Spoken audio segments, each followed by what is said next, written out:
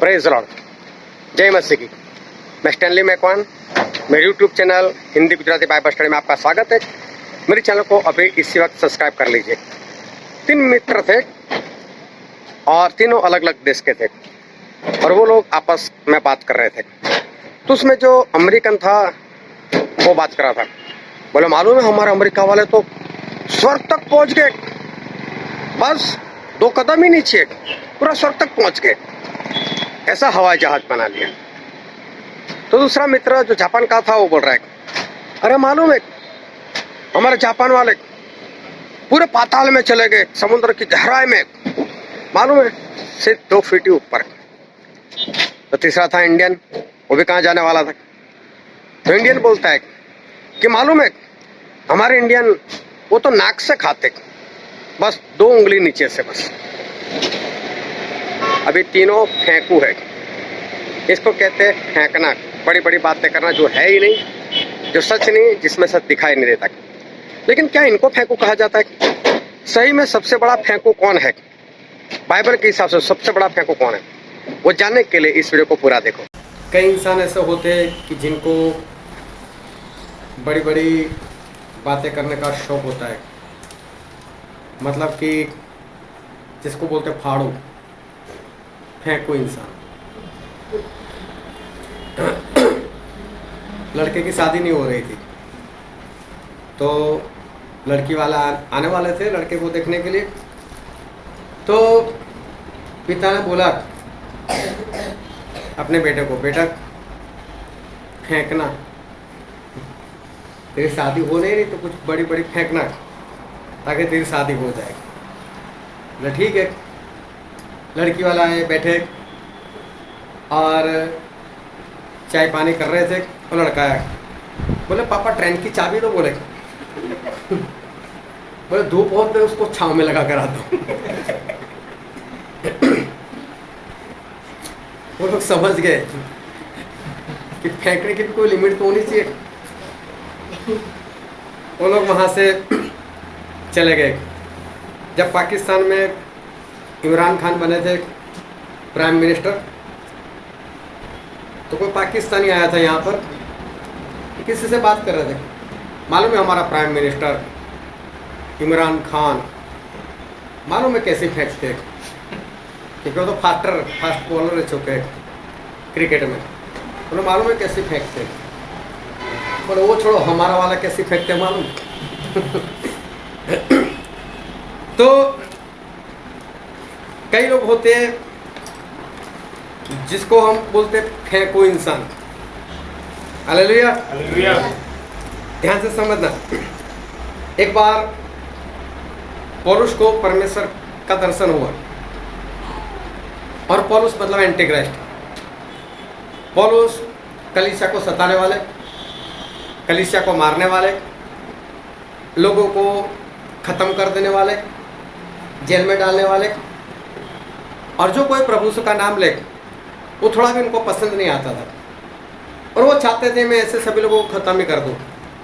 और एक बार वो दमस्कस जा रहे थे तो वहाँ रास्ते में उनको परमेश्वर का दर्शन हुआ। मैं इतना जानता हूँ कि हम लोगों में से कोई भी पौलुस इतना बुरा नहीं होगा। जितनी बुराई पौलुस ने की, जैसे पाप पौलुस ने किए, ऐसे मुझे नहीं लगता किसी ने किए होंगे। लेकिन ऐसे पौलुस, उनको जब परमेश्वर का दर्शन हुआ, प्रभु का दर्शन हुआ, वो तुरंत ही उपवास करने लग गए। लगातार 3 दिन 3 रात तक उन्होंने उपवास किया। तुरंत ही उनके जीवन में चमत्कार हुए। उनकी आंखें जो बंद हो गई थी, देख नहीं पाते थे, वो देखने लग गए। इतना ही नहीं, वो तुरंत प्रचार करने भी लग गए। इंस्टेंट, तुरंत उनके जीवन में चमत्कार हुआ। तुरंत उपवास, तुरंत चमत्कार और तुरंत परमेश्वर का प्रचार। तुरंत उनके जीवन में एक बदलाव जो है वो आ गया। 100% उनके जीवन में वो बदलाव आ गया। कारण क्या था? हमारे परमेश्वर ही ऐसे। अगर हमारे परमेश्वर का दर्शन हो जाए, हमारे परमेश्वर से बात हो जाए, हमारे परमेश्वर से भेंट हो जाए, किसी की कोई परमेश्वर को छू ले, तो समझ लो उसका जीवन परिवर्तन हो ही जाएगा, वो बदल ही जाएगा। उसके जीवन में तुरंत ही परिवर्तन आ जाएगा। पतरस, उनकी जब प्रभु यीशु से भेंट हुई, पतरस जब प्रभु यीशु से मिले और देखो तुरंत कारोबार बंद। ऐसा नहीं सोचता हूँ कल करूँगा परसों करूँगा, कुछ नहीं, तुरंत कारोबार बंद। और वो प्रभु यीशु को छोड़कर, और अब कारोबार को छोड़कर, मछलियों को छोड़कर वो प्रभु यीशु के पीछे वो तुरंत ही वो चल पड़े। मालूम है क्यों? क्योंकि हमारे परमेश्वर ही ऐसे बदलाव तुरंत वो आ ही जाता है। सामरी स्त्री कैसी थी? 5 के साथ शादी कर चुकी थी, 6वें के साथ ऐसे ही रहती थी। और ऐसे इसलिए रहती थी कि क्या बार बार किसी को तलाक देना, ये भी पसंद आया तो इसको भी छोड़ दूंगी, किसी और को पकड़ लूंगी। ऐसी स्त्री, व्यभिचारी स्त्री, वो भी आज से तकरीबन 2000 साल पहले की बात।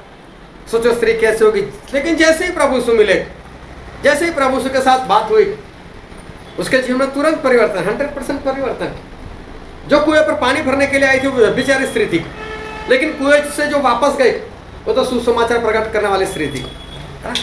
तुरंत प्रभु यीशु के साथ जैसे ही बात हुई, तुरंत उसका परिवर्तन हो गया। कोई प्रभु यीशु से मिले और कोई प्रभु यीशु से बातें करे और जीवन ना बदले, ऐसा हो ही नहीं सकता, क्योंकि हमारे परमेश्वर ही ऐसे। मूसा को देखो, 80 साल में प्रभु यीशु का दर्शन हुआ, जलते हुए पेड़ में परमेश्वर दिखाई दे, उनके साथ बात क्या की और देखो उनका जीवन परिवर्तन हो गया, क्योंकि परमेश्वर है ही ऐसे। उनको मिलने के बाद, उनके साथ बात करने के बाद परिवर्तन हो ही जाता है। गिदोन को देखो, डरपोक थे और गेहूं निकाल रहे थे, और वो भी जहाँ अंगूर का रस निकाला जाता है उस कुंड में छुपकर डरपोक थे। लेकिन परमेश्वर मिले, बातचीत हुई और देखो तुरंत सामर्थ्य बन गए। जो कुंड के अंदर था वो डरपोक इंसान था, और बात करने के बाद जो बाहर निकला वो एक सामर्थ्य पुरुष था तुरंत। क्योंकि हमारे परमेश्वर है ही ऐसे कि जब भी किसी को मिलते हैं, किसी के साथ बात करते हैं, किसी को दर्शन देते हैं, तो तुरंत उसका परिवर्तन हो जाता है। अब्राहम, एक ही दर्शन हुआ और देखो अपने पिता के घर को छोड़कर, अपना देश छोड़कर, सब कुछ छोड़कर वो प्रभु से के पीछे चल पड़े। तुरंत होता है काम, क्योंकि हमारे परमेश्वर कुछ ऐसे ही है। Hallelujah, hallelujah. विधवा का बेटा मर गया था, लेकिन प्रभु से मिले तो जो मुर्दा था वो जिंदा हो गया, क्योंकि हमारे परमेश्वर है ही ऐसे। 12 साल की रोगन, 12 साल से लहू बहता था, लेकिन जैसे ही परमेश्वर मिले, जैसे ही परमेश्वर के कपड़े को भी छू लिया और देखो उसके जीवन में परिवर्तन हो गया, उसको चंगाई मिल गई। कोढ़ी, मालूम नहीं जन्म से कोढ़ी था या वर्षों से कोढ़ी थे, लेकिन प्रभु से मिले, प्रभु से छुआ और उनका कोढ़ तुरंत ही चला गया। Hallelujah, hallelujah. और ध्यान से समझना, परमेश्वर मिलते हैं, प्रभु से दिखाई देते हैं, दर्शन होता है, उनके साथ बातचीत होती है और परिवर्तन हो जाता है। Hallelujah, hallelujah. अगर आपके पास कोई आए और कोई आकर आपको ऐसा कहे कि आप तो जाने दो, मैं चलते चलते आ रहा था और मेरे पीछे से 80 की स्पीड में ट्रक आया, मुझे इतनी जोरों से टक्कर मारी, कुछ नहीं हुआ, मुझे कुछ नहीं हुआ। अगर कोई इंसान आकर ऐसा आपसे कहे तो आपके अंदर दो सोच आ सकते हैं, या तो ये पागल है या तो ये फाड़ू है, फेंकू। ट्रक लगे 80 की स्पीड में, जोरों से टक्कर मारे और इसको कुछ ना हो, ऐसा हो ही नहीं सकता। इसको लोग फेंकू समझेंगे, पर फेंकू किसको कहते हैं? फाड़ू सही में है कौन, वो मैं आज आपको बताना चाहता हूँ कि फाड़ू इंसान है कौन, फेंकू किसको कहते हैं। मैंने शुरू में 2 जोक सुना है। वो लड़का बोलता है कि पापा ट्रेन में छाँव में लगा दो, हम हंसते क्योंकि फाड़ू लगता है वो। तो बड़ी बड़ी बात बोलना जो नहीं होए ऐसी बातें करना, उसको हम लोग फेंकू कहते हैं। लेकिन सही में फेंकू कौन है और किसको फेंकू कहते हैं, वो आज हम समझना चाहते हैं। हालेलुया। मैं कुछ सवाल पूछता हूँ, सिर्फ आप मुझसे उत्तर देना, और उत्तर भी कोई भारी नहीं है, हाँ या ना में बोलना है बस। हमारे परमेश्वर सर्वशक्तिमान है या नहीं है? अगर है तो जोरों से बोलना है। हमारे परमेश्वर सर्वशक्तिमान है या नहीं है? वो पहाड़ों को तराजू में तोलते हैं कि नहीं? तोलते हैं कि नहीं? तोलते हैं। हाँ। पृथ्वी, उसका जो गोला है, वो प्रभु के सामने गोटी के समान है कि नहीं? मूसा ने परमेश्वर से बात की और उसके कारण उनका चेहरा चमकने लगा कि नहीं? उनके चेहरे से रोशनी आई कि नहीं? आई। परमेश्वर के साथ बात करने के बाद परिवर्तन होता है कि नहीं? होता है। एक ही बोलता है, मुझे लगता सभी लोग नहीं बोलते। परमेश्वर से बात करने के बाद, उनके दर्शन पाने के बाद परिवर्तन होता है या नहीं होता है? होता है। सभी लोग बोलो, होता है कि नहीं? होता है। हालेलुया। हालेलुया। होता है। आज लोग जब बातें करते हैं, आज जब विश्वासी लोग वो कई बार बातें करते हैं, क्या आज तो आराधना थी, परमेश्वर की भारी उपस्थिति थी,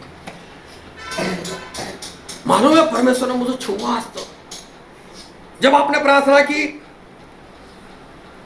तो परमेश्वर ने मुझे छुआ, परमेश्वर ने मुझसे बात की, परमेश्वर ने मुझे ऐसा कहा, परमेश्वर ने मुझे ऐसा कहा, मुझे परमेश्वर के दर्शन हुए, मैंने परमेश्वर को देखा।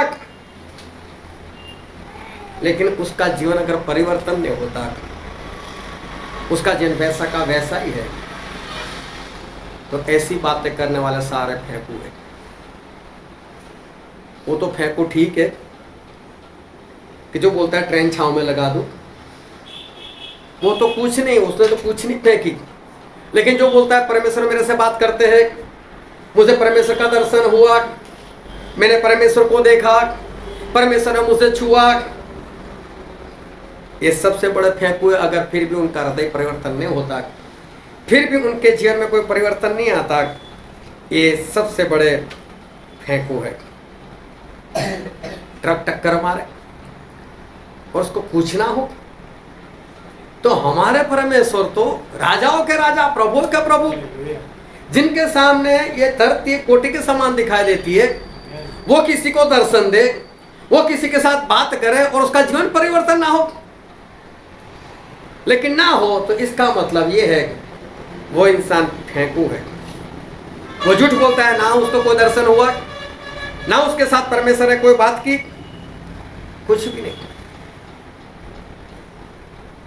2023 चल रही है, तीसरा महीना चल रहा है, कोरोना फिर से बढ़ रहा है, एक दूसरा वायरस